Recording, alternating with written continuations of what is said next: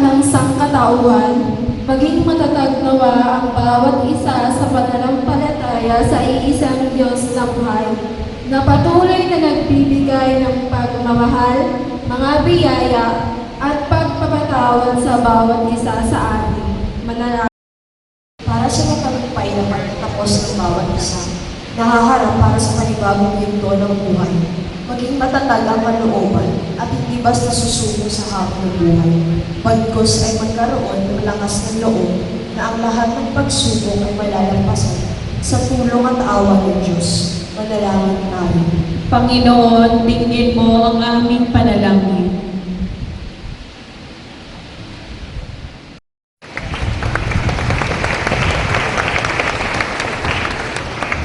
Sumainyo ang Panginoon. At sumainyo rin. Pagpalain kayo ng makapangyarihang Diyos, Ama at Anak at Espiritu Santo. Tapos na ang ating banal na pagdirima. Humayo kayo.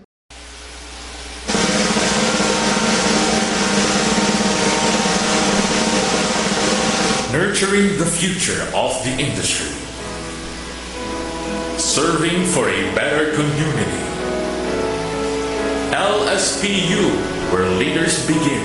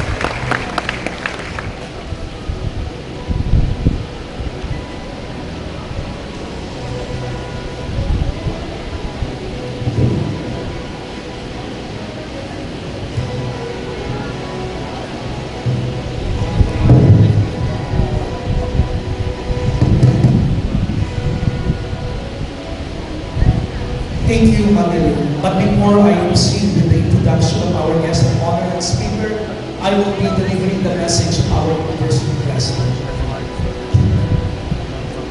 Of course, I would like to acknowledge first the university leaders, our university president, Dr. Mario R. Briones, our vice presidents, our campus director, Dr. Marlon Wongi, our deans and associate deans present, the members of the administrative and academic council, the non-teaching personnel, our faculty members, both the college and the graduate school, our awardees, proud parents and their guardians, the members of the LSPU community, a pleasant and a meaningful day to all of us. On behalf of our university president, Dr. Mario R. Briones, I extend my warmest congratulations to all our awardees and graduates. So today, we celebrate not only your academic achievements, but also your perseverance, discipline, resilience, and unwavering commitment to excellence. This moment is a reminder that success is never achieved overnight. It is built through countless sacrifices, sleepless nights, struggles, and support of the people who believe in you. To our dear parents and guardians, this recognition is also yours, and your love, your guidance, patience, and sacrifices have helped shape these young men and women into the achievers we proudly honor today. Kadalasan ang rank ng mga estudyante natin, mahirap daw pong mag-aral. But the reality is, to our dear awardees here and students, and I know the parents can relate, mas mahirap magpaaral. Succeed in a world that is constantly changing. To be empowered to achieve means that you have been prepared not only to dream, but also to work hard for those dreams. It means that you have developed the courage to face challenges, the discipline to pursue excellence, and the determination to rise above challenges. Your achievements today are proof that with perseverance, faith, and purpose, no obstacle is too great to overcome. But beyond achievement, you are also called to live. To be inspired to live means using your success not only for personal advancement, but also for the service of others. And tomorrow, you will be graduates from the university. You are expected to become leaders of integrity, professionalism, compassion, and social responsibility. You are called to contribute to your families and to your communities, and also to the future of our nation and to the ASEAN region.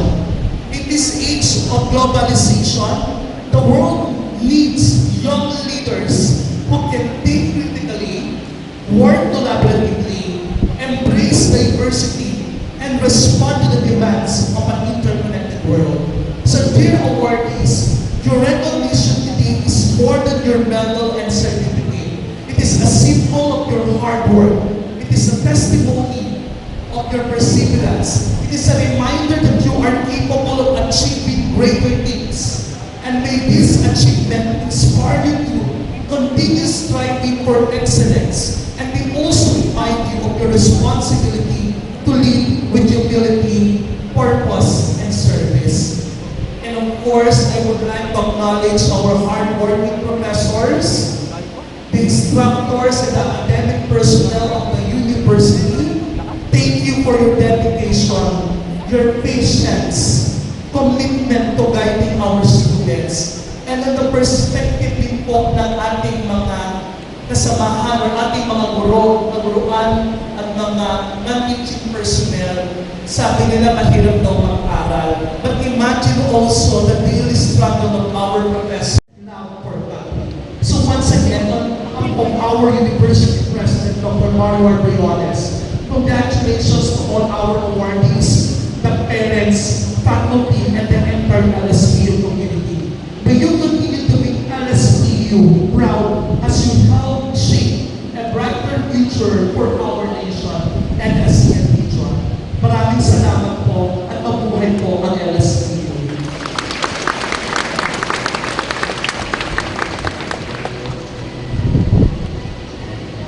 And now, I have also the honor and privilege to introduce our guest of honor and recognition today's speaker. Our guest of honor is currently serving as the officer in charge. Guest of honor facilitates the coordination, monitoring, and implementation of agribusiness logistic-related programs and investment in the region. Through her expertise, leadership, and unwavering commitment to public service, our guest of honor continues to inspire future professionals and young agricultural engineers to pursue innovation, excellence, and meaningful contributions towards sustainable agricultural development and nation building. Ladies and gentlemen, let us all welcome our guest of honor and recognition day speaker, Engineer Joe Jana Pa.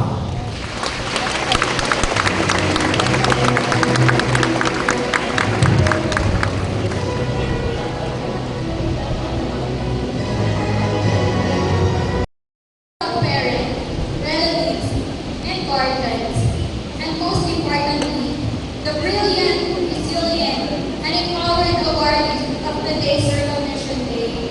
A pleasant morning to everyone. It is truly an honor and a privilege to stand before you as your guest speaker for this meaningful occasion. I would like to express my heartfelt gratitude to Laguna State Polytechnic University for inviting me back to the campus that became my second home and helped shape the person I am today.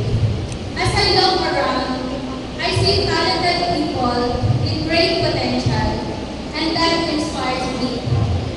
We have the future pillars of industry from the College of Engineering, the guardians of our food security from the College of Agriculture, the molders of the next generation from the College of Education, the critical thinkers and innovators from the College of Arts and Sciences, the digital trailblazers from the College of Computer Science Studies, the future entrepreneurs, accountants from the College of Business Administration and Accountancy. Some course in education, major in PhD, as in master's thesis or quantitative research.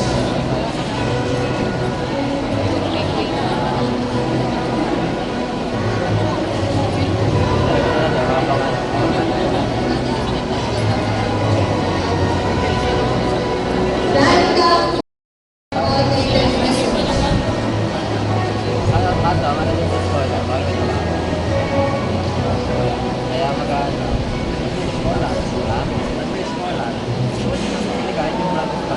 Romel Goldosner from Marie Electrical Best in Master's Thesis for Quantitative Research.